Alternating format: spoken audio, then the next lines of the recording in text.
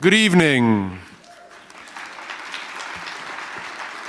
You are all so bold and so beautiful to come out on this evening. I'm told it's snowing, and it's wonderful of you to come tonight. Thank you very much. My name is Paul Holdengraber, and my goal here at the library, as you've heard me say many, many times, is to make the lions roar, to make a heavy institution dance, to make it levitate when I'm successful. You probably know Damien Echols' story of a horribly miscarried justice and the heroic efforts of others to help right the wrong. Tonight, I would like to dedicate this evening to Meg Stemler, my former assistant here at Live from the New York Public Library, who actually encouraged me very strongly to invite Damien Echols after hearing his story at the Moss.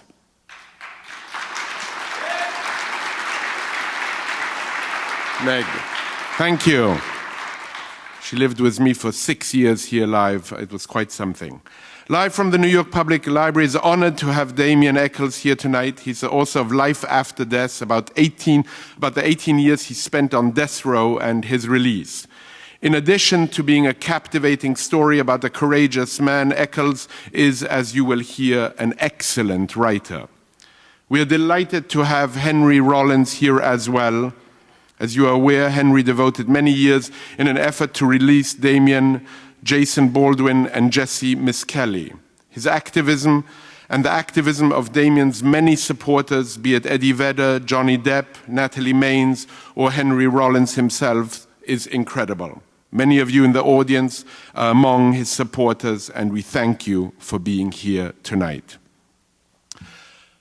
Join our mailing list, find out about the upcoming events. We have Andrew Solomon on Monday, Far From the Tree, a book about extraordinary children, be they deaf children, dwarfs, children with Down syndrome, transgenders, prodigies. Right after Thanksgiving, we have Tom Wolfe and David Byrne, and we end the season with Chris Ware and Zadie Smith. After the event tonight, our guests will answer questions. Questions can be asked rather quickly, in about 52 seconds. I also want to announce that West of Memphis will be released on Christmas Day, a film about this extraordinary journey that Peter Jackson has produced together with Damien Echols. Echols is an extraordinary writer. He brings to mind, at least to my mind, he brought to my mind a passage from Thoreau I will read now, and then I will read something from Damien Echols. We do not commonly live our life out and full. We do not fill our pores with our blood. We do not inspire and expire fully and entirely enough, so that the wave, the comber of each inspiration shall break upon our extremest shores, rolling till it meets the sand which bounds us, and the sound of the surf come back to us. Might not a bellows assist us to breathe, that our breathing should create a wind in a calm day? We live but a fraction of our life. Why do we not let on the flood raise the gates and set all our wheels in motion? He that has ears to hear, let him hear. Employ all your senses. A storm today. Well, Damien Echols wrote this poem, The First Snow of Freedom, December 2011. The first snow in 18 years. The smell of the air and the wind on my face make me remember other places and other times when I wasn't in hell. For the past few years, inspired actually by Meg Stemler, I've asked my guests to describe themselves in 7 words, a haiku of sorts, or if you're very modern, a tweet. Henry Rollins described himself in this way: punk icon, writer, spoken word artist, actor.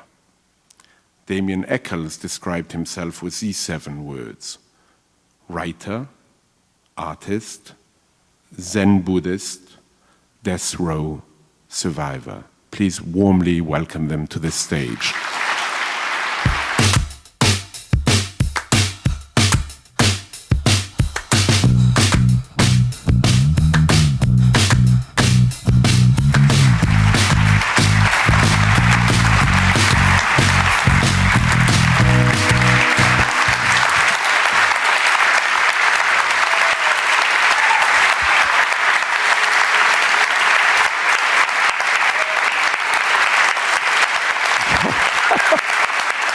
Thank you very much. Thanks for showing up tonight. Thank you for showing up despite the inclement weather. Tonight we're going to talk to Damien, and I'm going to trust the fact that I bet that everyone is very familiar with the circumstances that brought Damien to death row. And so a lot of that information, while still important, has been gone over again and again and again. And so what I would like to do tonight is to talk to Damien as someone who experienced a reality that all of us only entertain in nightmares or in books of fiction or by watching a crime television show from the comfort of our living room. It's a reality that defies imagination, in that many of us fear incarceration. It's not even real. And so Damien is one who's had a very unique life and has had a lot of time to sit alone and think about things and to think through things. And so tonight, our conversation will go to a man who's a very, very deep well, who's a very, very good writer, and has had a life that is about as unique as one could possibly imagine. So, Damien, I wanted to ask you, at what point, when you found yourself on death row, what point did the enormity and the reality of being on death row occur to you? It's not an all-at-one-time realization. It sort of sinks in slowly. Whenever they first arrest you, you're in such a state of shock and trauma at having your entire world, your entire life destroyed, that you can't take in much of anything. You're just moving along almost like a zombie, wherever they lead you. You know, people used to say things to me all the time, like, if that were me, I would have been fighting and screaming. You know, I would have been in court screaming I didn't do it. Well, no, you wouldn't. Not after they beat the hell out of you the first time for opening your mouth. You just move along almost in a state of being shell-shocked. I guess it sinks in little ways. The first time that I really started to realize what was happening was whenever the jury comes back into the room. They had been out deliberating.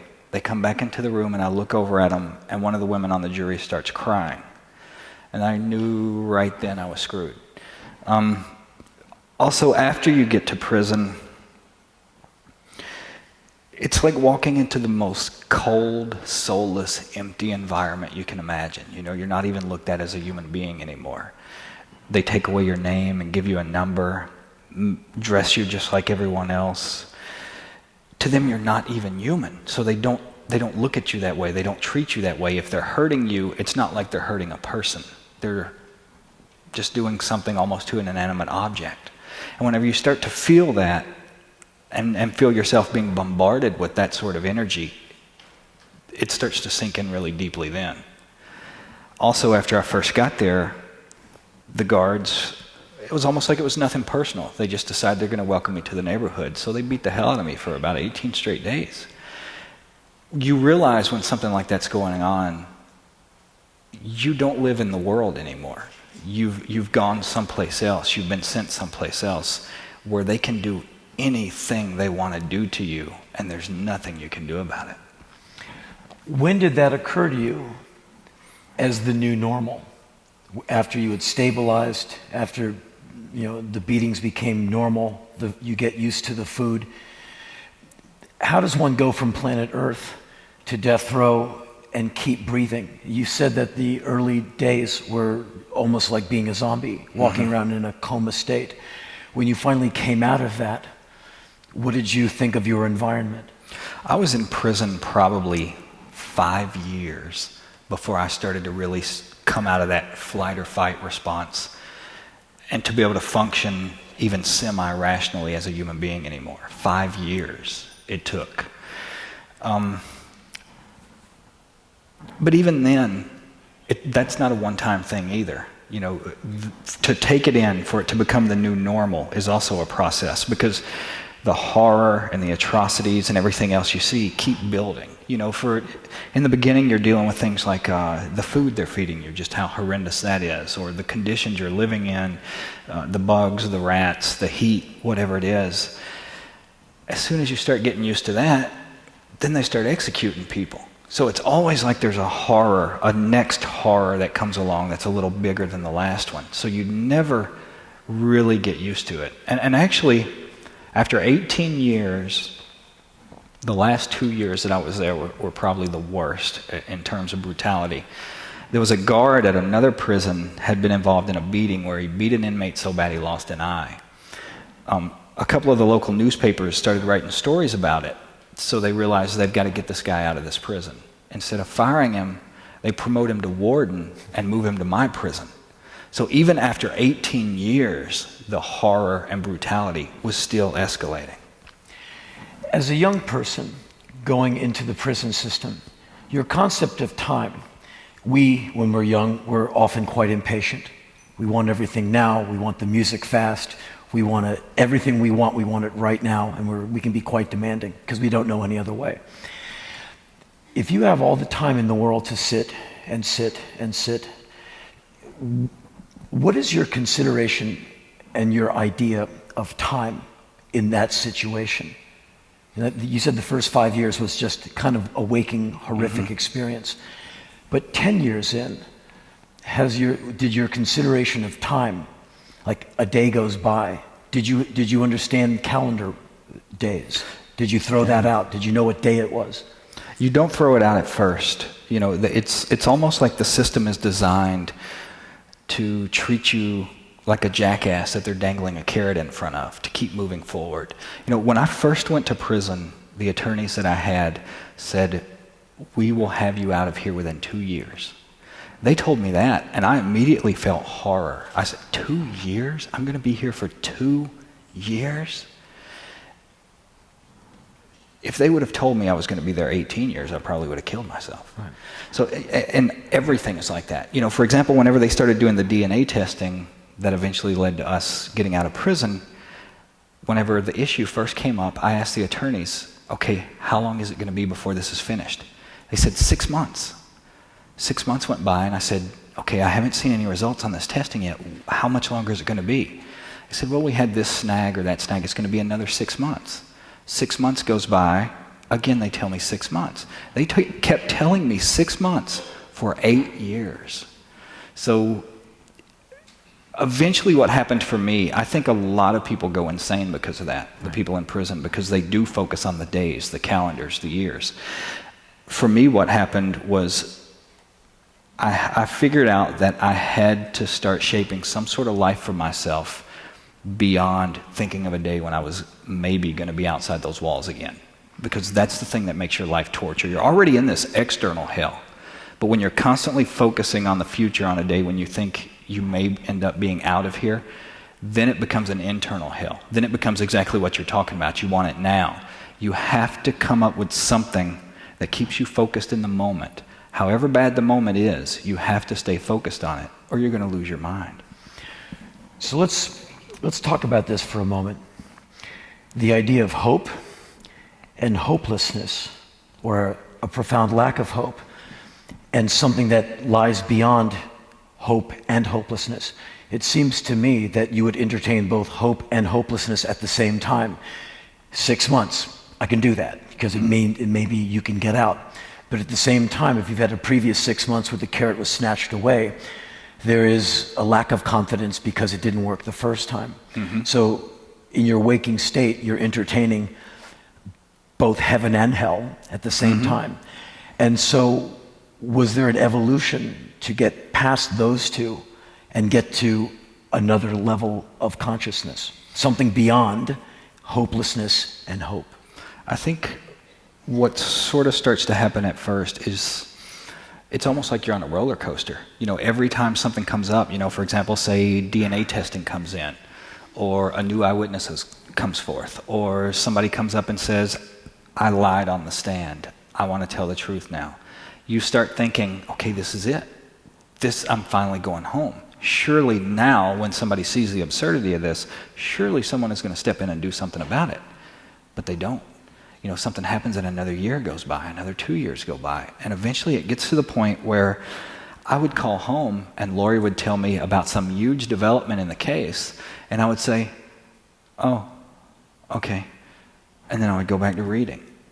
Because it gets to the point where it burns you out inside. Right. You know, it's like almost like living in an adrenaline rush. And you have to let go of it. You have to move beyond it. That's what it is. It's going beyond hope and hopelessness. You know, if you live in this constant state of hope, you're wasting your days. You're wasting the time that you have there alive. Maybe a day is going to come when you're outside again. Maybe it's not. Maybe they're going to kill you. But if you spend every single moment looking towards the future, then you don't enjoy what you do have. The hopelessness, you have to move beyond that too. That's part of what the jaded quality is. It's a little bit of hopelessness. You start to feel that there is never, ever going to be a way out of this situation. There's never going to be a light. In the first year, I was in jail for a year before I went to trial. I felt that so much that I actually tried to kill myself. I tried to commit suicide before I ever even went to trial, just because it reaches a point when you're so hopeless, you can't see a light out of the situation. You can't see any way. You feel damned. It's never, ever going to get better. So you do have to let go of both of those things.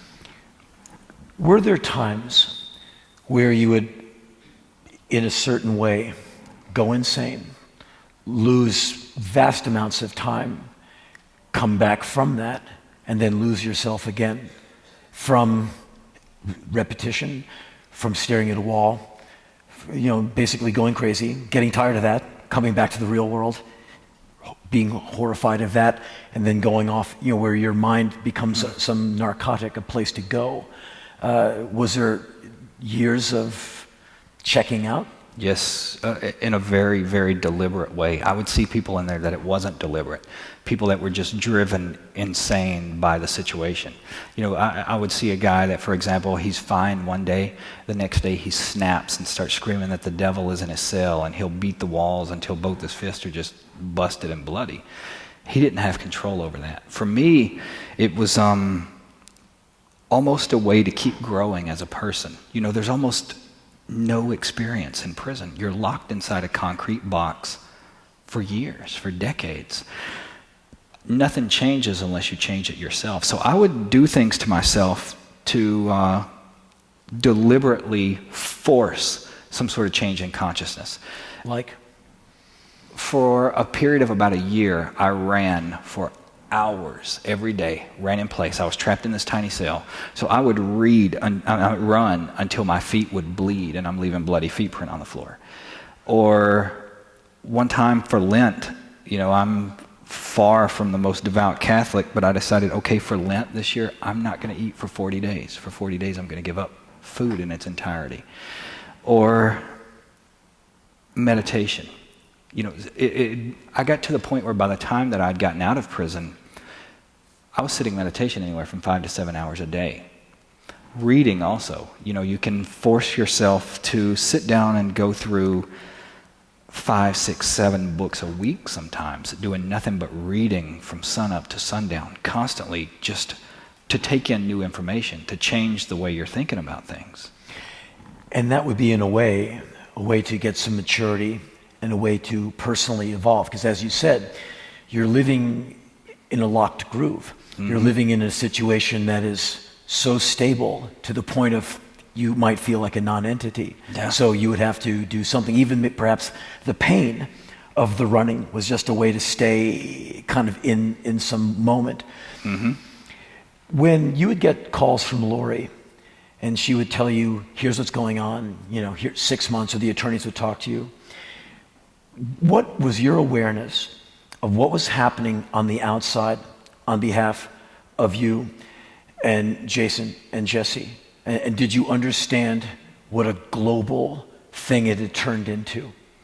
No, I didn't. You know, I would call Lori and she would tell me things that were going on. She would tell me things that people were doing. For the most part, you hear it and you think, oh, that's great. But then as soon as you hang the phone up, you have to go right back to just trying to survive through this day. You have to go right back to fighting just to make it through till tomorrow, to make it through mentally, to make it through physically, to make it through emotionally.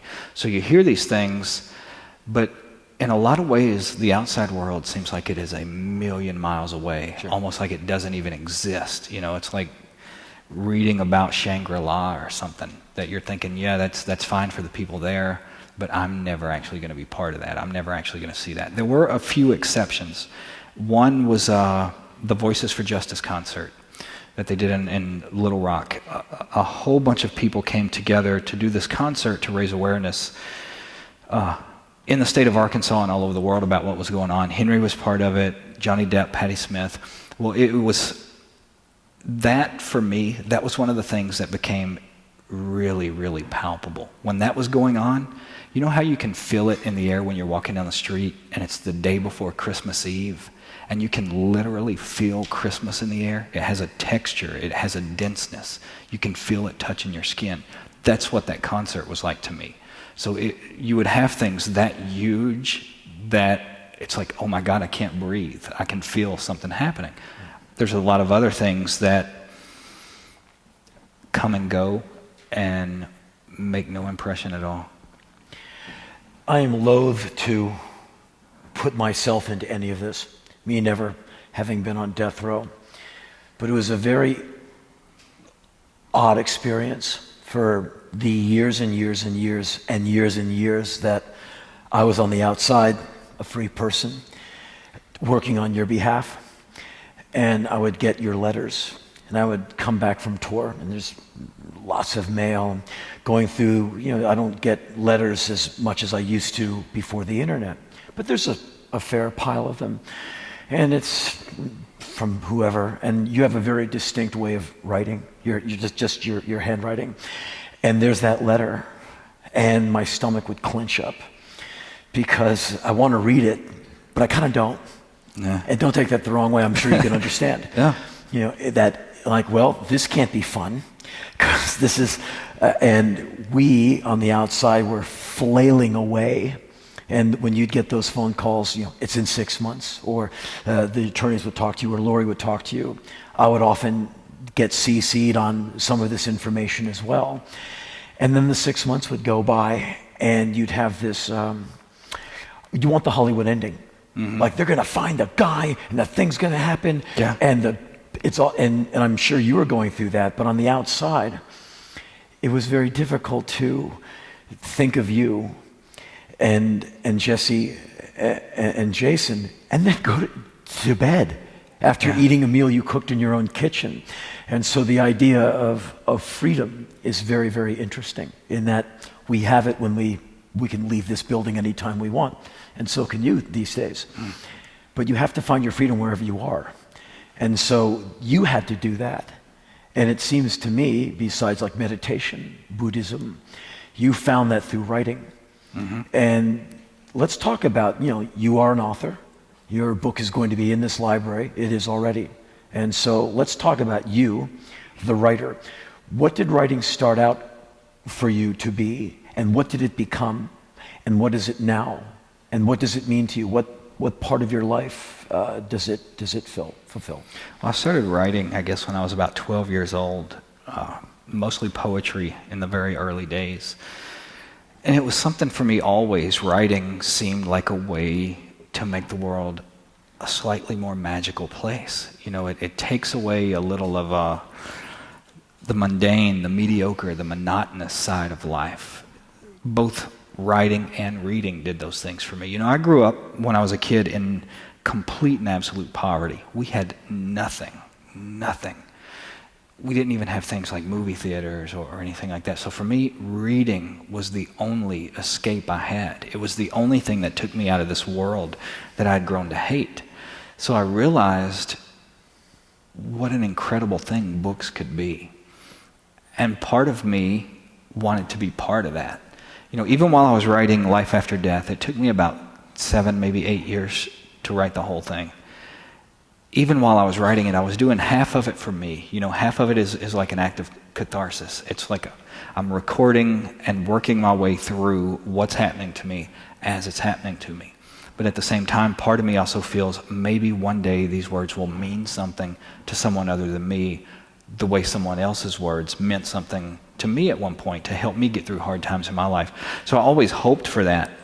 And coming from the world that I did, it almost seemed like a thing that was far too good to be true at times. Even whenever we finally found Blue Rider Press and we make the deal and they say, okay, we're going to publish your book, part of you still can't accept that, can't believe that it's actually going to happen. Right. You know, even you know, we get off of planes and I'll go into bookstores just to see if it's there, just to be able to look at it on the shelf, and you never get past that feeling of, oh my God, it's actually real.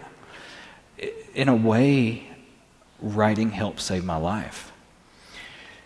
When you said something very interesting there. When nowadays you go into a bookstore just to see if the book is on the shelf. In a way, it sounds to me like you are still trying to actualize your sheer physicality in the world. Oh, definitely. And that would be perhaps a situation of, if you were incarcerated, looking at potentially death, a government-sanctioned murder, that you feel non-existent. And so perhaps the writing was a way to be alive, stay alive, and to project life.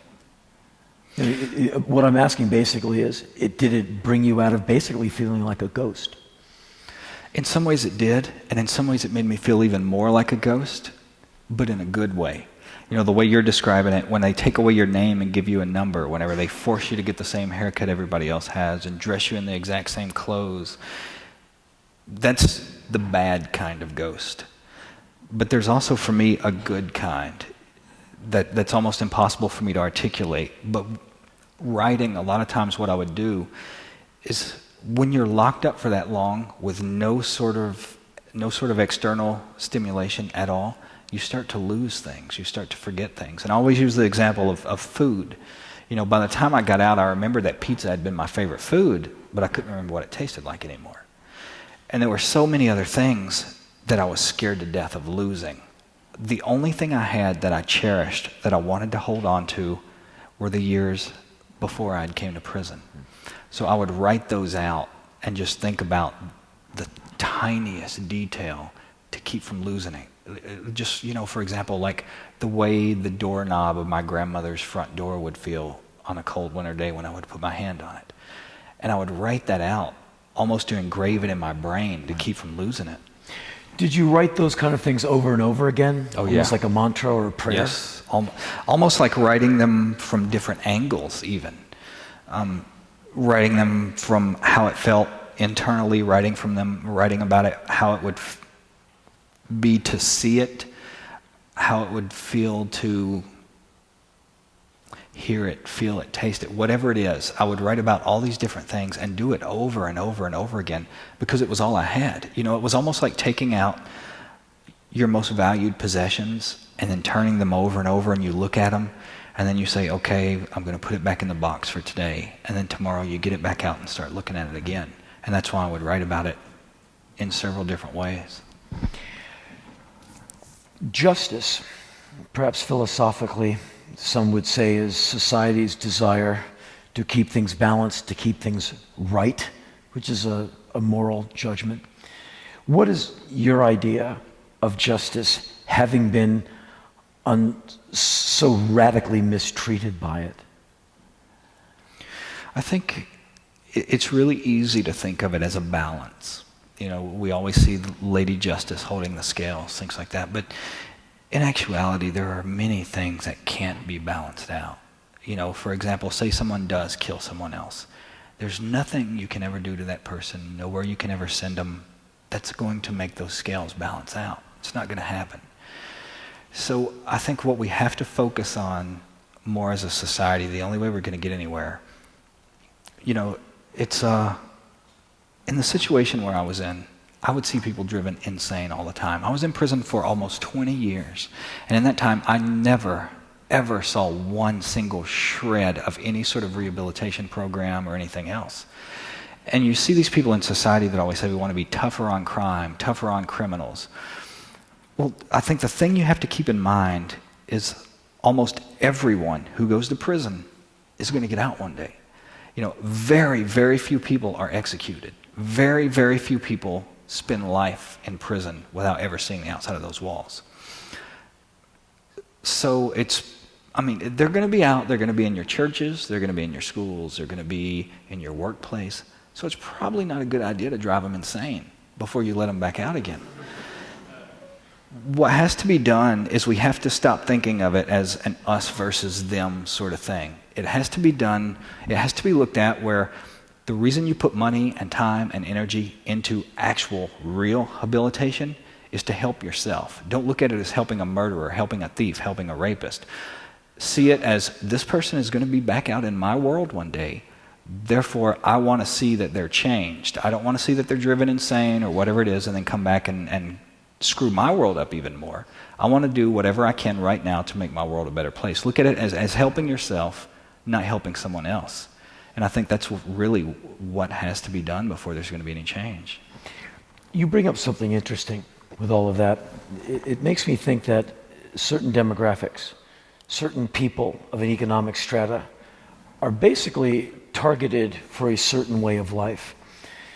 Over the years, going through all the documentation, all this stuff, reading about you, stuff that Lori would send me, that the attorneys would send me, for years.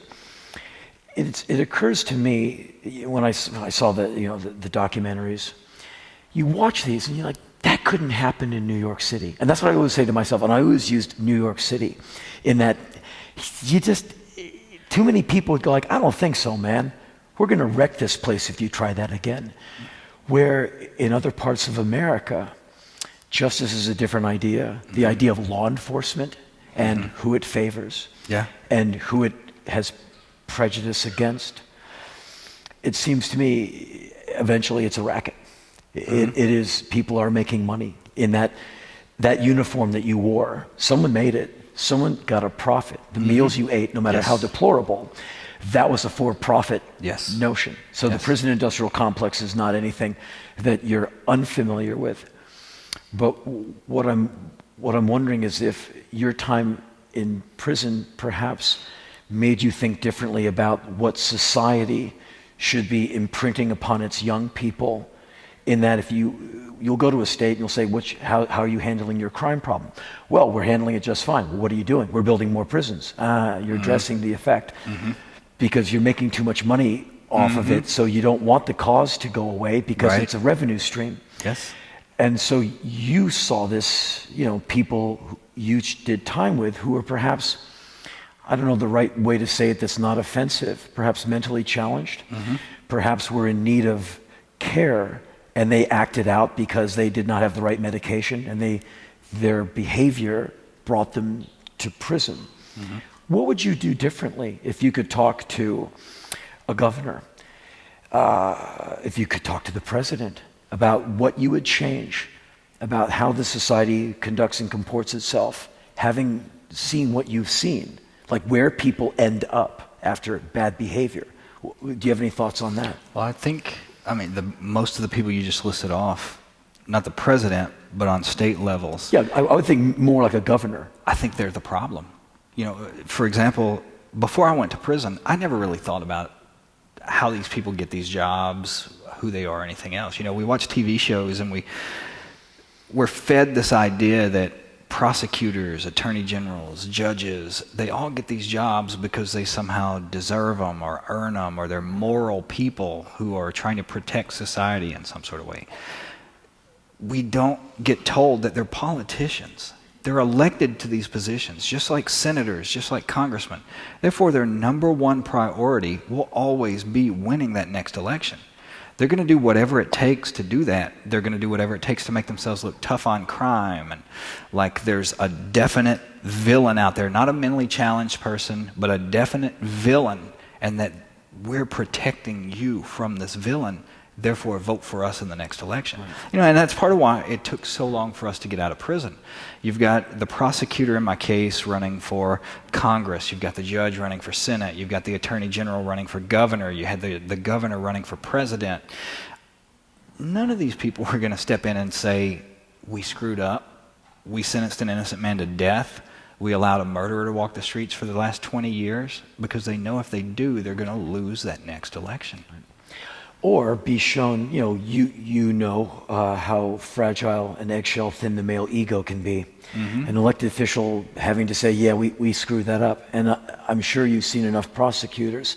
They never admit when they're wrong. Even when DNA evidence springs someone, they're like, nope, that guy she should be in prison. They'll never give ground.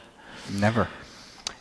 Explain to people here, because it's kind of confusing. The Alford Plea, which and for those of you who might not understand, the men, well, boys when I first heard about them, but Jason and Damien and Jessie were let loose from prison on a thing called the Alford Plea.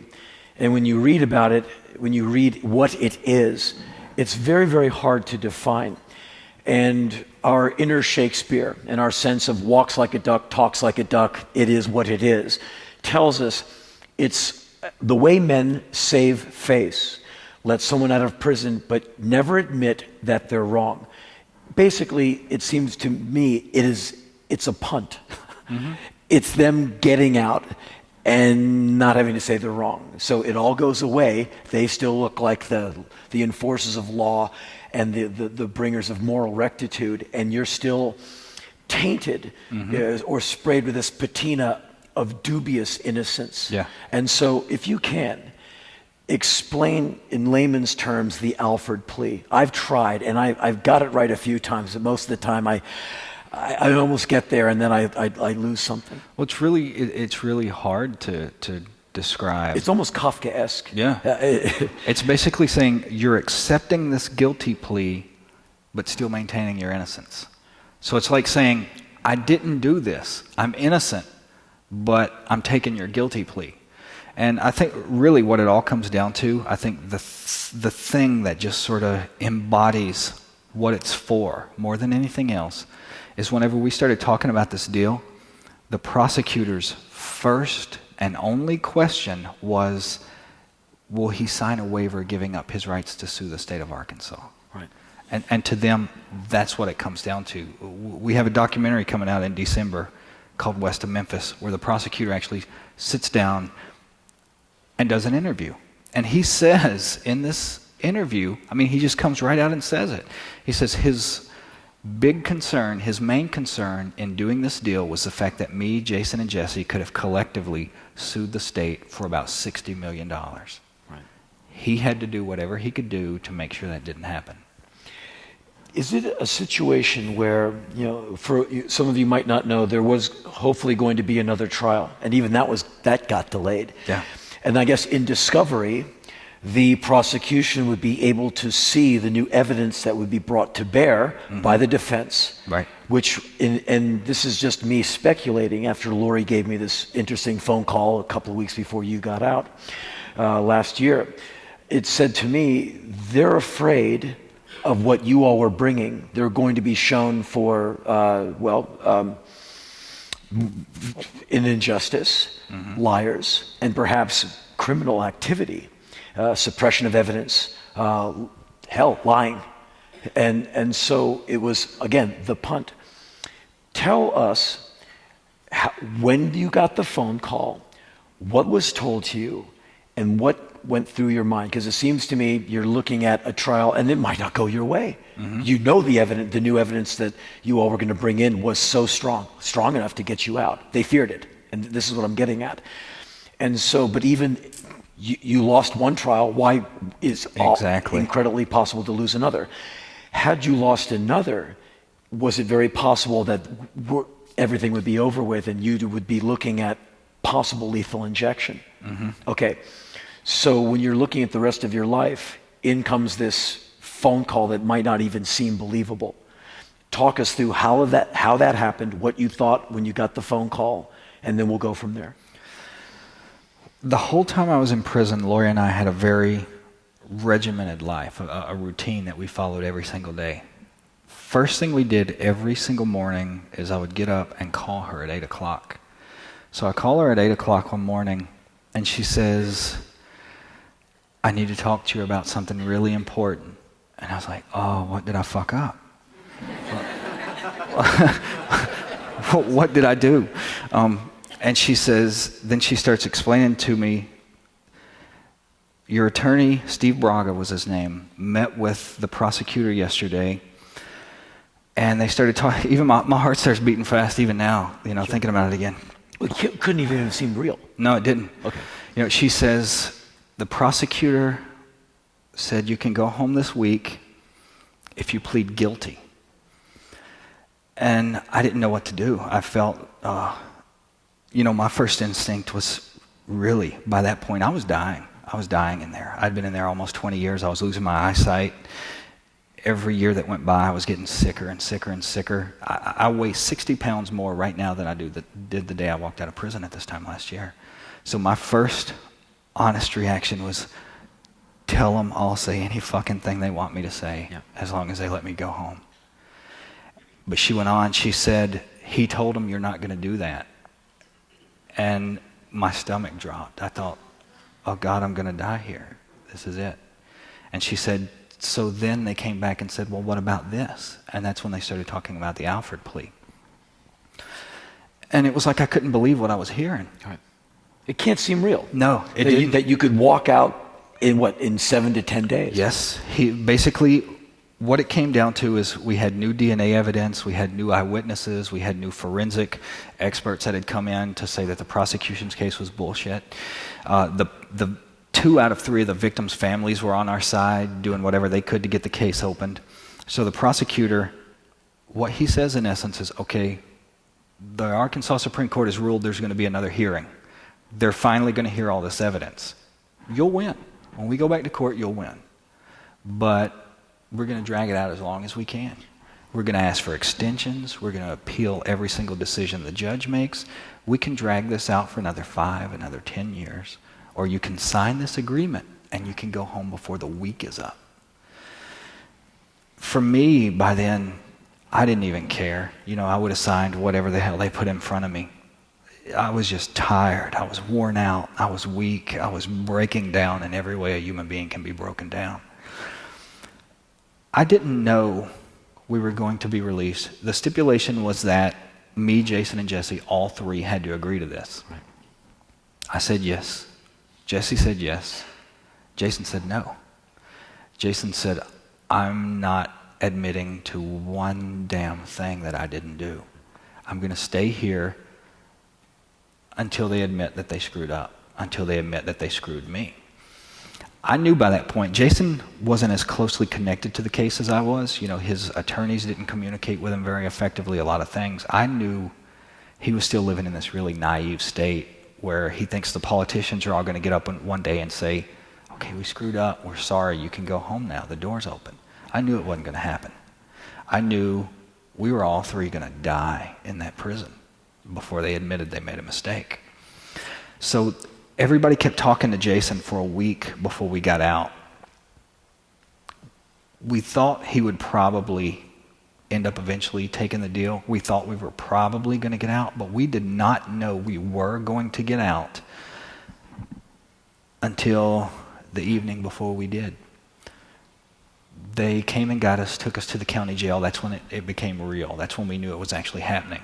But for that last week, that for me was almost worse than the other 18 years all put together. It was a living hell. Seeing freedom, seeing peace, seeing being with your loved ones, seeing a real life that close in front of your face, but being scared that they're going to snatch it away at any second, and knowing they can. I didn't sleep. I didn't eat. All I did literally for the last week before I got out was pace that cell back and forth almost 24 hours a day. By the time we went into that courtroom on the day we got out, I was so tired and so worn out that I was just doing whatever I could to keep putting one foot in front of the other and get somewhere that I could finally rest. I got the phone call from Lori. I was at my office. She called. She said, do you have a minute? I said, for you, of course. And she said, something has happened. And she explained. She said, it looks like they're going to get out. And I said, no. Because you're doing the time in prison. I'm on the outside. But even for me, I had gotten tired of because I kept hearing delay, delay, delay. And I was in year 10 with you guys as far as being emotionally involved. And again, don't take this the wrong way. And don't take it the wrong way. I don't think I'm anything in that I'm on the outside. but you can't help it. As a human being with emotions, you are kind of along for the ride, and it becomes personal. Like you and I write each other, and it's a thing that's been on my mind since, I don't know, whenever it was. I found out 2000, whenever. And when she told me that, my legs almost went out from under me. I didn't believe it. I almost thought I was getting out of, because I just didn't believe it. I'm like, really? And she kind of explained, but all I could hear was like a roar in my ear. She talked, and I just was like, this isn't happening. It can't be that simple. I just thought there was going to be like this dramatic trial and delay, appeal, as they just, these cowards. Mm-hmm. And all of a sudden, she lays this on me. I'm like, and she said, don't tell anyone. I said, well, can I tell my assistant Heidi, who basically executive produced the record that we went and did? She said, of course. So I hung up the phone and I staggered into Heidi's office and I said, here's what's going down. And we both kind of sat there and looking at each other like, you have to keep breathing. I mean, we were just like, oh, that's right. I was in shock. A few hours later, I have to go into a studio and do vocals as a favor to the bass player who played on the benefit record we made for you. And he's doing a solo record. Hey, come in and sing with me. I'm like, sure, of course. So I went in there. And he said, so what's been going on? I'm like, oh, nothing. Because I can't say anything because she told me not to say anything, and I'm good at keeping secrets. And this guy, he played so hard. This guy Marcus, he toured the world and played these songs for you, and for the other two. I mean, he's so committed. He's such a good guy. And I'm looking right at him like, I've got a secret. But I'm told not to tell, and like that's fine. He'll find out. Yeah. And so Heidi and I sat on this, and I left to do some shows in Europe. And I was at the Edinburgh Festival, the Fringe Fest. It's fantastic. Second, I have a few shows at a place called the Queen's Hall. And at one point, it's almost sound check. I'm jet lagging, so I'm cross-eyed it's just awful. And so I'm waking up like, okay, I have to go do a show. And I log on, check some mail.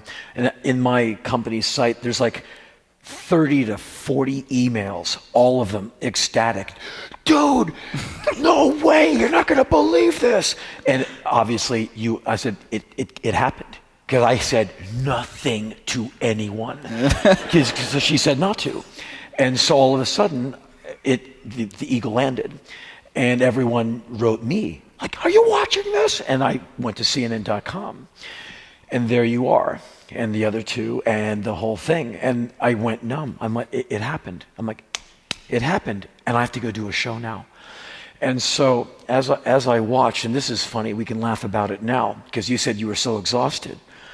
I thought you were copping an attitude because you got, you look as you look right now. This is, I guess, seems to be your look, which says rave promoter, semi-legit manager who's probably can't come back to a few towns because he might get an arm broken. I mean, I'm just saying, you look fine to me. I'm just saying, and you were at that press conference, and Jason is going to be a good prosecutor one day, or a great, defense lawyer, because he's just like bolt upright. Just, I'm here. Finally, I'm an innocent man, and he's so righteous. And you were like,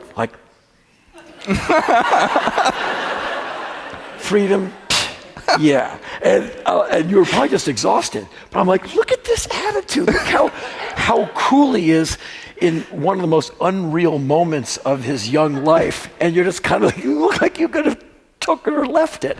I must say, I thought it was very cool. Now we know it's just exhaustion. But you played it well, sir. You were very, very articulate, and I was amazed how collected you were. Like, you had perhaps been waiting for this moment. You weren't going to yell. You were just going to be, like, very articulate, as you always seem to be. So let's talk about that. You have returned back to planet Earth. And while it's fiction for us to entertain the idea of 8 minutes in prison, 18 years, especially as an innocent person, we just can't fathom it. I think I probably speak for almost everyone here. You can tell us, but we're still like, it's the strangest thing. It would be equally as strange to us for someone to re-enter Earth, it'd be like someone coming back from a rotation in Afghanistan or Iraq, or as they used to say in the Vietnam War, coming back to the world, where it's so different. So let's talk, because this is fascinating to me. You, this man who's come back onto planet Earth from this awful place, one of Dante's levels of hell, and you come back to the real world. Talk about that day, and we'll talk more about nowadays, but let's talk about that moment, the 72 hours from that press conference onwards. Take us through that. We left the courtroom and went straight to the... Well, before you do that, let's talk about the courtroom. How did they dismiss you or free you? What was that like? We wore chains all the way up until a few minutes before we walked in front of the audience. I mean, we were still wearing shackles. We were still wearing handcuffs. The judge comes in and says, okay, take those off of them. But even there, even on the day we're getting out, we're still handcuffed and shackled like a chain gang whenever they bring us into the courtroom. So the judge comes in and says, you can go ahead and take those off now. So they take them off, and that was the first time that I had been in a room with other people without being chained hand and foot in almost 20 years. So it was a really weird experience, just being able to move freely while other people were around you.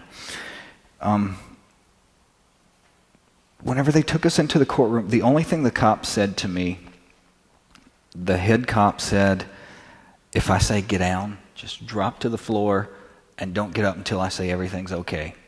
He says, we're not expecting any problems, but if we do, just do that and everything will be fine. Explain that. Are we talking about someone in the peanut gallery who might want to try and kill you? Exactly. Yeah. How did that feel when he said that? I was used to it by then. Right. You know, it's all the way back from the time I went to trial. You know, I had to wear a bulletproof vest when I was going to trial in case, you know, someone decided they were going to shoot me or something. Not to mention 18 years in prison. You know, you can be killed any day of the week there for a pack of cigarettes. So it sort of loses its, I don't know, it doesn't seem that big a deal after a while. Right. So your life cheapens. Yeah. Yeah. Yeah. So we go into the courtroom. They usher all three of us in. Now, before we went in, we had to rehearse what we were going to say. And I was so, like I said, I was so tired by that point that I couldn't even remember like 3 sentences. So they wrote it down for me so that I could just look down and read it whenever the judge asked me what I wanted to say. So they wrote that down. I carried it into the courtroom. I can't tell you one single thing that anyone in that courtroom said up until the point whenever they told me, okay, read your statement.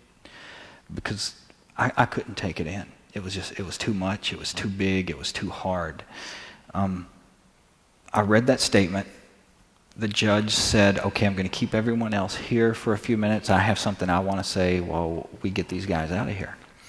So I didn't know what he said until a few months later. We leave the courtroom. I immediately meet Lori in the back. Eddie Vedder's there with us. He sweeps us out. We go straight to the Department of Motor Vehicles in Marktree, Arkansas. Because when you're locked up for that long, you don't have any form of ID at all. So they took us there to get us ID cards so that we could fly. We could take a plane. We had a rooftop party that night over in Memphis. It was really surreal and bizarre. You know, it was at this Peabody Hotel and the Madison Hotel. There were 2 of them. And it was so weird because when I was a kid, I would see commercials for the Peabody on TV all the time. It's famous. Yes. Yeah. And I would think, that's where rich people stay. That's where people who matter stay. One day, I want to at least walk in there and look around and see what it looks like inside there. And here we were having this huge party there to celebrate the fact that we were out of prison. We go in,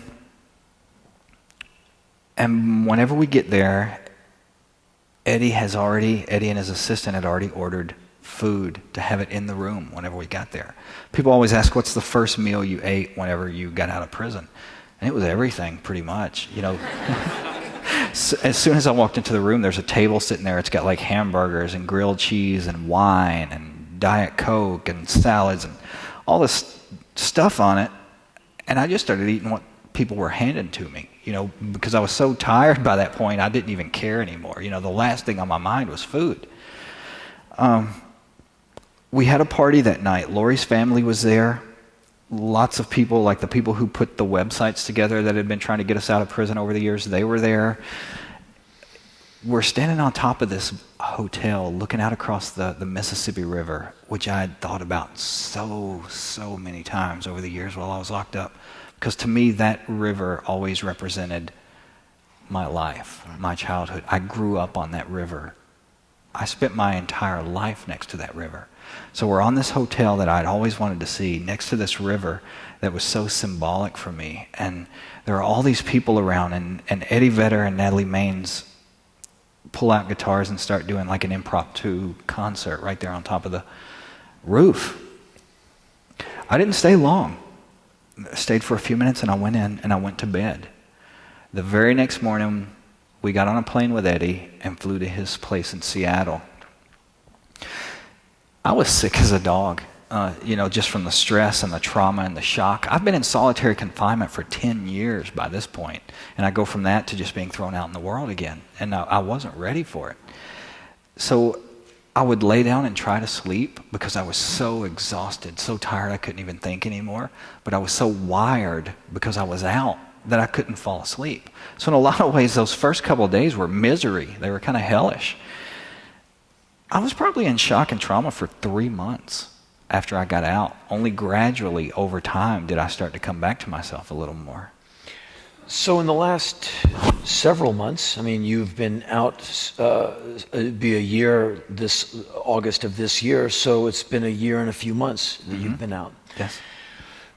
How's it been? How has the last year of your life been? In that, after you have 3 months of what the hell is planet Earth like? Yeah. And then you normalize a little. You're a waking being, you're aware of things, and you can take a walk if you like. So you stabilize to a certain degree and normalize. So the last 12 months of your life, what has it been like? Incredibly bizarre. People expect you to just be happy and jubilant that you're out of prison. I don't think most people comprehend the level of anxiety and stress and just malfunction you get whenever you come back out into the world. It really is too much to take. Not only that, but I went straight from prison to New York City. Which it would have been a shock in and of itself, just coming from Arkansas to New York. Yeah. This was the first city I'd ever been in my life. The first really big city. I'd seen Memphis, but that's nothing compared to this. Yeah. We come here, and I always thought, the only thing I knew about New York was what I saw in TV shows or in books or something. And I thought, it's not the place for me. I'm not going to like it. I don't want to go there. And we came here, and I absolutely fell head over heels in love with this place. There are times whenever I would stand on the sidewalk and almost start gasping for breath because I can't even believe what I'm feeling, what I'm seeing. It was feeding me almost after I felt like I had starved to death for so long. But it hasn't been easy. Whenever we left Arkansas, we had nothing. I didn't have a penny in my pocket. I didn't have a suit of clothes to change into. We had nowhere to go. So if it wasn't for people catching us like a safety net, I honestly have no idea what we would have done whenever we left there. I was talking to Lori over, it's interesting tonight when we got together.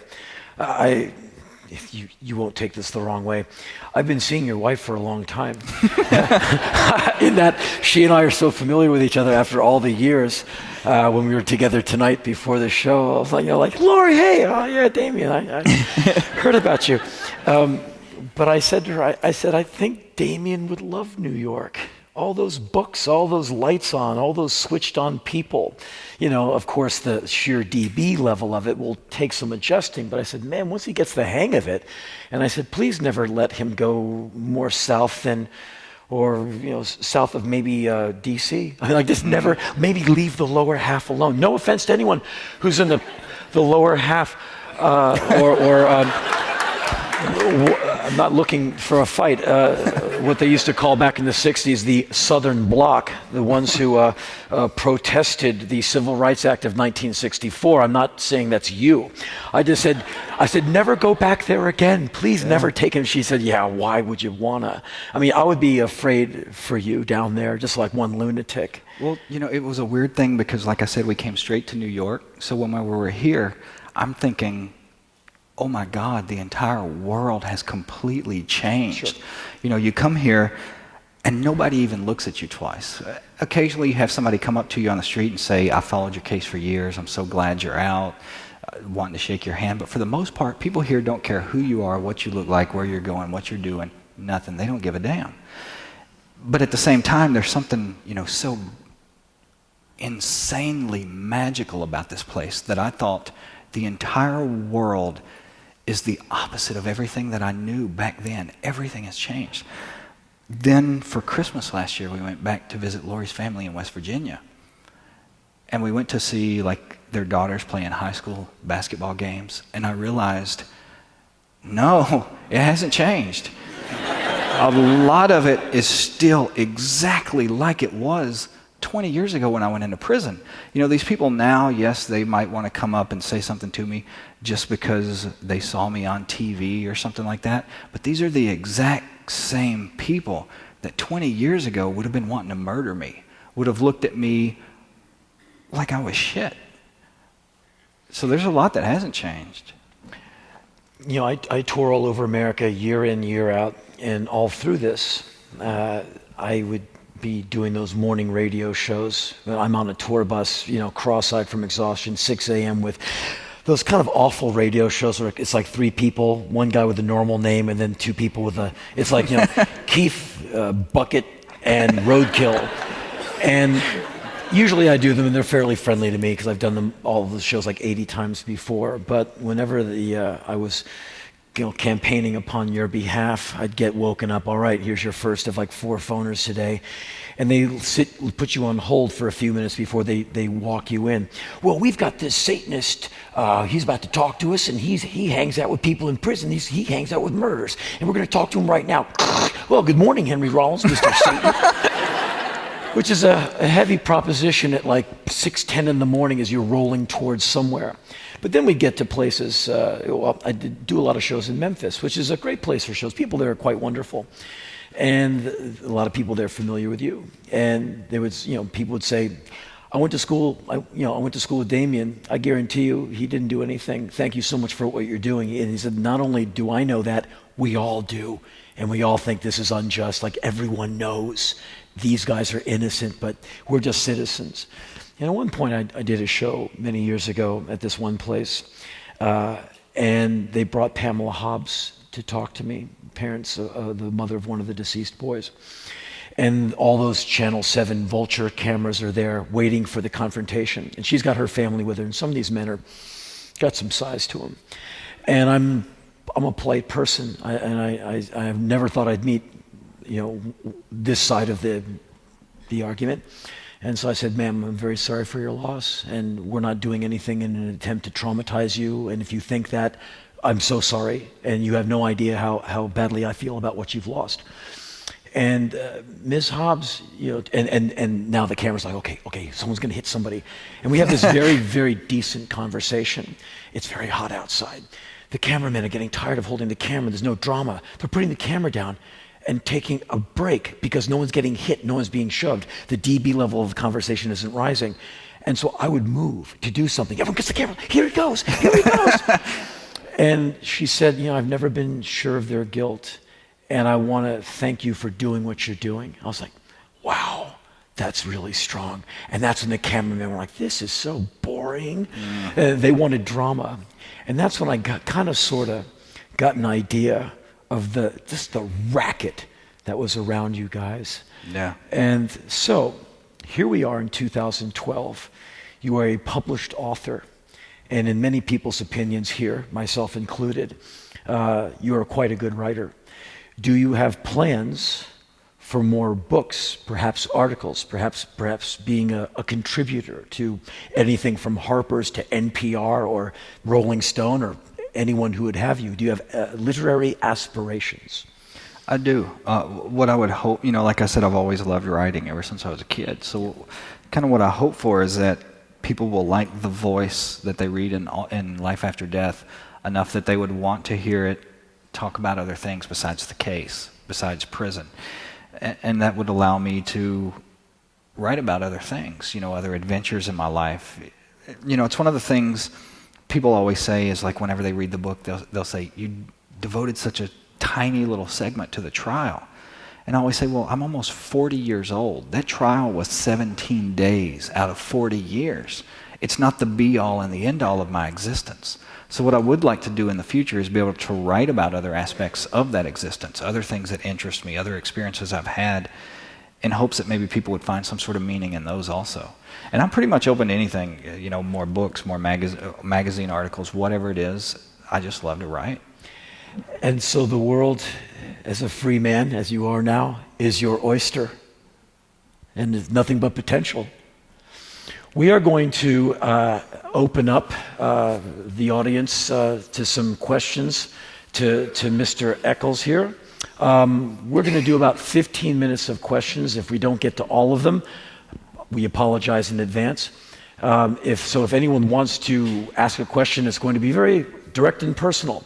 The microphone is right there. And so, Damien, if anyone chooses to come up, they'll do that. And maybe you could direct your answers to everyone. And if you're going to ask a question, and please feel welcome to do so, perhaps make the question as broad as possible to allow him to address all of us. Hi, thanks for coming. My question is, how important to you personally is exoneration? Like, is that something that is just for your peace of mind, or will it affect the quality of your life? That's a great question. It's extremely important. Yeah, I mean, it would have a tremendous impact on quality of life. Right now, I've been fortunate enough in the past year, just enough people know about the case that it's allowed me to survive in the world, to at least make a living.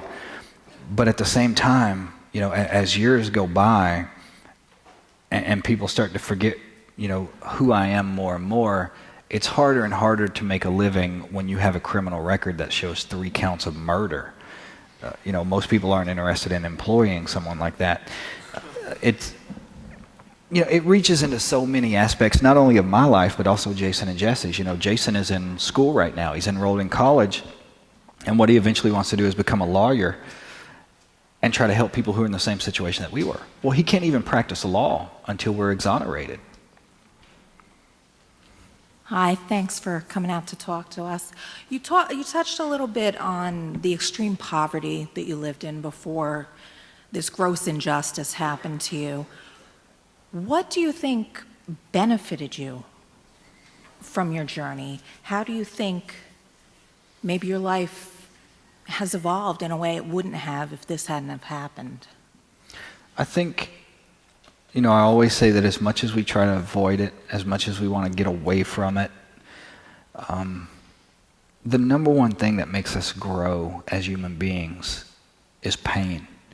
It gives us a deeper ability to empathize with other people.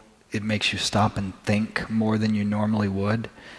So as much as I don't like what I've been through, as much as I don't like the way I've been hurt, screwed up, and scarred in so many different ways, I do see what it has done for me. It's, when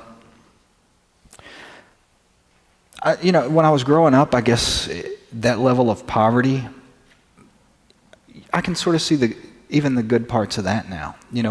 You grow up realizing the world isn't always an easy place, that a lot of times it's going to beat the hell out of you. So whenever you grow up like that, it sort of teaches you to roll with the punches a little better than, if you had lived this normal, perfect, ideal life, and then all of a sudden had it shattered into pieces one day. Thank you. I wanted to speak to your question about prison reform. I recently traveled to Norway for the first time and met family for the first time, and my cousin is a prison psychologist. He is in a minimum security prison. And he explained to me that in Norway, granted it's minimum security, so there are no doors on the cells, there are no bars on the cells. The prisoners are reformed. And I said, well, how does that happen? I mean, why don't they just leave? What keeps them there? And he said, the system is based on trust. And it was just so foreign to me to hear that what you're saying about reforming people, again, these are minimum security. These are not maximum. But it seems to me that we have to change the whole psyche of our country in order to change the system. And it's true. You know, a lot of, in society, it's almost like we're given this impression that prison, especially death row, is full of these, you know, criminal genius Hannibal Lecter types. And it's not true. You know, especially here in America, the average IQ of guys on death row is like 85. You have people there with even much lower than that, you know, down in the 60s. You have people there who are stark, raving insane. You have people there with massive brain damage, brain trauma. You know, the most horrific case in Arkansas, the one that usually causes most people to feel just the most terror of the system, is a guy that had shot himself in the head and gave himself a lobotomy but survived. And whenever they got ready to execute him, they asked him, what do you want for your last meal? He says, pecan pie. They give him the pie. He eats half of it. They come to get him to execute him. He wraps the other half up and says, I'm going to save this until after. He doesn't even comprehend that they're about to kill him. You know, there has to be some other way to deal with situations like that other than just killing these people. Thank you. I wrote my question down because I feel like even as a 33-year-old man, I'm going to start rambling in front of Henry Rollins. So my question is just, as someone who was on death row and had this really vibrant protest movement working for your release, what was your experience of perceiving those activists out in the world from the inside of death row? Was it ever a burden to imagine them? Was it always empowering, or was it ever completely disempowering to imagine them out in the world with you being inside your cell? Most of the time it was incredibly empowering. The only time that I felt anything that even came close to bad, I started thinking of it a while ago when we were talking about the week that I was getting out and taking this deal. And you know, for me personally, I had been broken down to a point where I would have done pretty much whatever they wanted me to do if it meant getting home. But the one thing that does stick in your brain, that does nag in your brain, you know, just for example, at one point, we had to pay for all the DNA testing. The state wouldn't pay for anything. Well, we didn't have the money to do it. So Henry goes on a tour, does a tour just to raise money, to raise this $200,000 we need to do the DNA testing. So whenever this happens, whenever they come through with this deal, for yourself, you don't care. You're ready to do anything, ready to sign whatever they want you to sign. But you start thinking, what's Henry going to think? What's Eddie Vedder going to think? What's Johnny Depp going to think? You know, these people that have worked so hard for all these years, are they going to see this as a cop-out? Are they going to see this as breaking weak and giving up? Are they going to be disappointed in you making this decision? That's the only time that it started to feel a little bit like a burden or like a negative thing. Thank you. This is actually a decent follow-up considering I don't know that guy. I was just wondering, when you were in prison and all of this celebrity activism was happening outside and it's doing wonders for the case itself, did you find that there was a backlash against you within the system as far as a guard who's like, oh, Eddie Vedder is all your best friend now or whatever, or other prisoners? Did you find that you were treated more harshly because of that at all? That's interesting. Yeah, it actually is. Not by the other prisoners. They don't care one way or another. You know, they're just trying to survive. But the guards, the way the prison operates, the only way it can operate the way it does is by doing it in complete secrecy.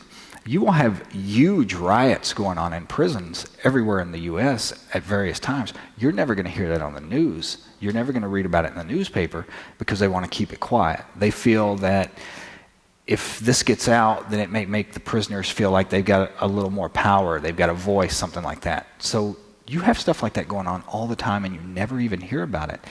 Well, they felt that with these people who had a platform to speak out against this case, doing TV shows, doing newspaper articles, doing magazine articles, whatever it was, they feel like I'm bringing attention not to my case, but to the prison. And they don't like that at all. So there was a lot of retaliation and retribution for that. Thank you. That's a great question. Hi, I was wondering, I heard that you've been doing a lot of meditation and you've been inspired by Buddhism. So I was wondering whether you have found a reason why you've had to go through this experience in your life through that. I think it's just growth. I think the entire reason that each and every person is here in this life is to grow as human beings. Sometimes we have small experiences that make us grow tiny bits. Sometimes we have huge experiences that make us grow by leaps and bounds. I try not to think about it too much. Honestly, that's the sort of thing that'll drive you nuts. Wanting to know the reason for things, wanting to know the purpose that lies behind it, because you're never going to know it. You're not going to stumble across it in a book. No one's able to tell you what it is. You just think about it until you become like a dog chasing your own tail. The only thing you can do is let it go and try to take each day as it comes. Thank you. Thanks for being here.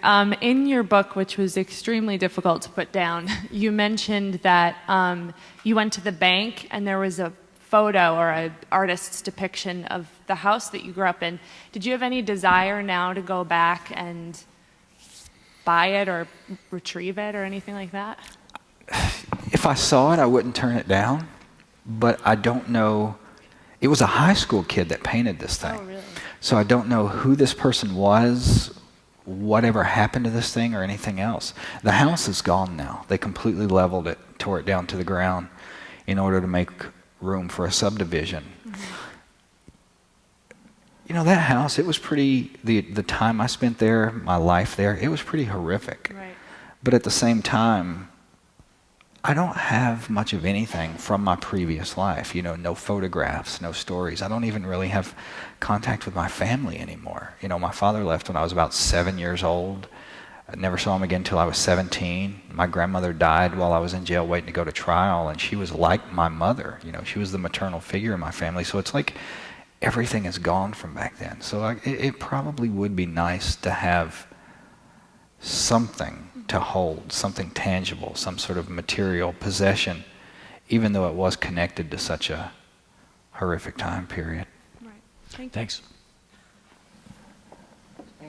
Sorry to be very direct, but out of all the suspects and theories out there, I want to know who you think about the suspects committed this crime. Well, I always say I'm not the judge, I'm not the jury, I'm not the prosecutor. So I don't point the finger at anyone. I don't say this person did it or this person didn't do it. I prefer to let the evidence speak for itself, the science speak for itself.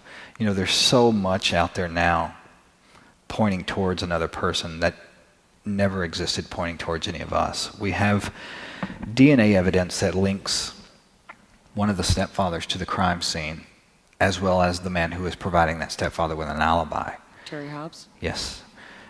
He's always said he never saw any of the victims that day. We've had 3 eyewitnesses come forward who said they saw him with all 3 victims within an hour of the time they were murdered. We've done other things that haven't panned out as far as results go, but that do still get us a little closer to a conclusion. For example, we tracked down the truck he had at the time the murders happened. He sold this truck before a month, not even a month after the murders happened. We tracked that down. Finally, all the VIN numbers had been filed off of it. We did luminol testing. It's a form of testing that can show if blood has been spilled in a certain place. They found that there had been blood in the truck, but it was so old and so degraded it couldn't be typed, couldn't be placed. Did the same thing in the house where he used to live, and we found blood under the linoleum in the kitchen floor. But once again, it was so old and so degraded there was nothing we could do with it. There's a lot of evidence out there, not ghost stories, not hearsay, not rumors and fairy tales like they used against us, but actual, real scientific evidence that point towards this person. And it would be up to the integrity of the state of Arkansas to pursue those persons. Yes. It would be for him an endeavor that would require hundreds of thousands, if not millions of dollars to exonerate himself. It would be, the weight is now on the state. And you and I, we can all look at Arkansas and say, do you value justice? Do you value honesty? If you do, then you will find the people who did this. If you don't care about dead children, then you'll just do nothing. And therefore you shall be judged. And I've already made up my decision about Arkansas. And I think a lot of us have. In that, well, you are judged by what you do, and they are being judged by what they're not doing. And thank you for that. We're kind of sort of almost out of time. We're going to take you are the last three. Give us your questions, and we will memorize them and give answers to all three of them in this homogenized bit of wisdom from this man. Quickly, I understand that you're a Catholic. Wondering if you've visited any of the cathedrals in New York City, specifically the one in the Bronx, and if maybe you've come to your senses and switched gears a little bit and are a Yankee fan instead of a Boston Red Sox fan.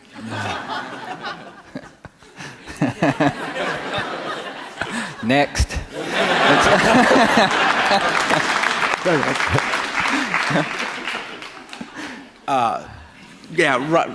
On a different note, you spoke about the misjustice and how you were treated, and obviously you weren't there because you were supposed to be there, but how do you feel about the fact that people that actually were guilty of crimes are still getting treated the same way, going in, getting beaten down by, that sounds wrong in and of itself, not just because you were innocent, but to me it sounds like, well, this is no way for us to run a correctional system. And how do you feel about that? And yeah, we got it, and we'll answer it. And sure. My dear? I was just a bit overwhelmed to come up, to take the courage to come and speak. Your story, of course, is 18 times more. Werner Herzog's Dieter Dengler Needs to Fly, the man who was caught by the Viet Cong. Okay, my question is, I lived a few years in India, and you see a lot of injustice going on where nothing is really done, and there's this frustration and anger that you see. There was this case of 3 innocent men who were put up in a prison and their eyes were burnt by acid by the jail wardens. And of course, I don't even know what their story is. And in your case, when you talk about the beatings and the injustice, and I just wondered how, through this, did you cope with the anger if you had that? How did it make you think about human apathy when it's going on and there is this like outright sociopathy going on even within the system and the crowds, that the dark side of mankind, which neuroscience would prove the empathy connection missing in those gods and all. But how can you still be so optimistic? And it's just so beautiful. It's just like, through it all, how can you still have this optimism and not be raging and have this anger at this system, this injustice you see or you saw? Anyway. Thank you. To try to put those two together. Well, and they do go together very well. The first question was about, well, you see this brutality. It's not doing anyone any good, innocent or guilty, the way inmates are being treated. And as you said, one day they're getting out. Mm-hmm. And if you beat the hell out of these people for 15 years, then you let them out, what do they know to do with other people? Beat the hell out of them, or worse. Exactly.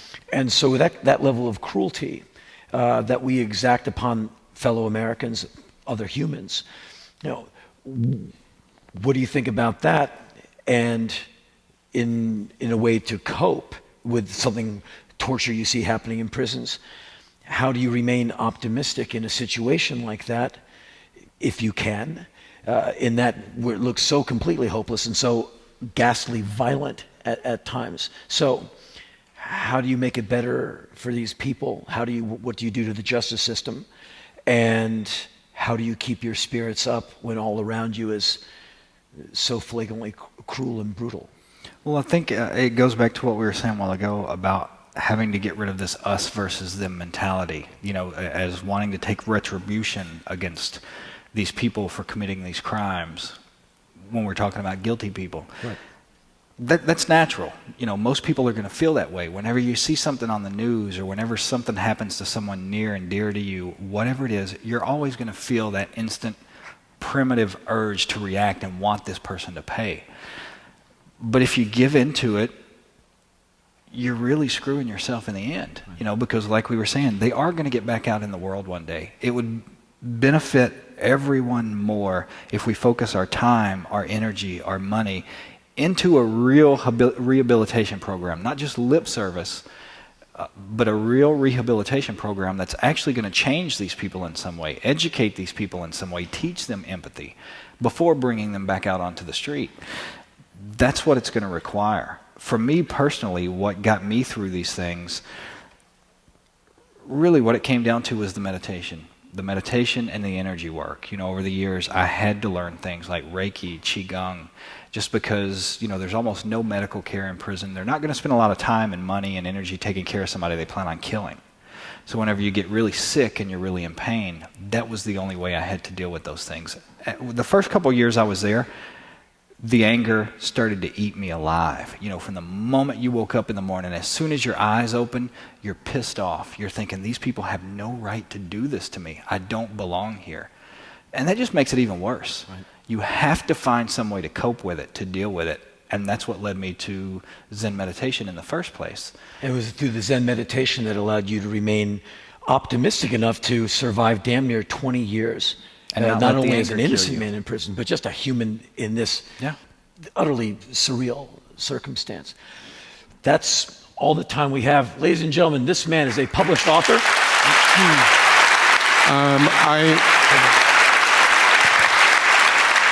The name of his book, Life After Death? Yes. The name of his book is Life After Death. For the 5 of you who have not read this book, support the author so he can write his next one. Thanks for coming. Good night. Thank you. Thank you so much.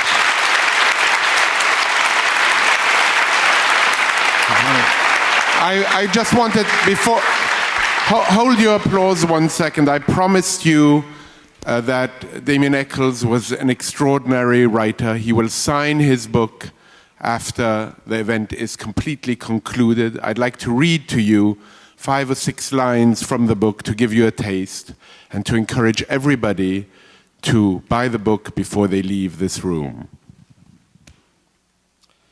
Someone sent me a letter that had one of the best quotes I've ever read. It said, "What is to give light must endure burning." It is by a writer named Viktor Frankl. I've been turning that quote over and over again in my head. The truth of it is absolutely awe-inspiring. In the end, I believe it's why we all suffer.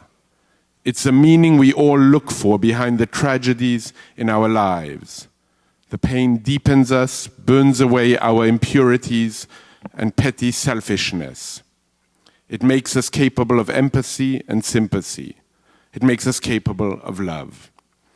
The pain is the fire that allows us to rise from the ashes of what we were and more fully realize what we have become. When you can step back and see the beauty of the process, it's amazing beyond words. Ladies and gentlemen, Damien Echols.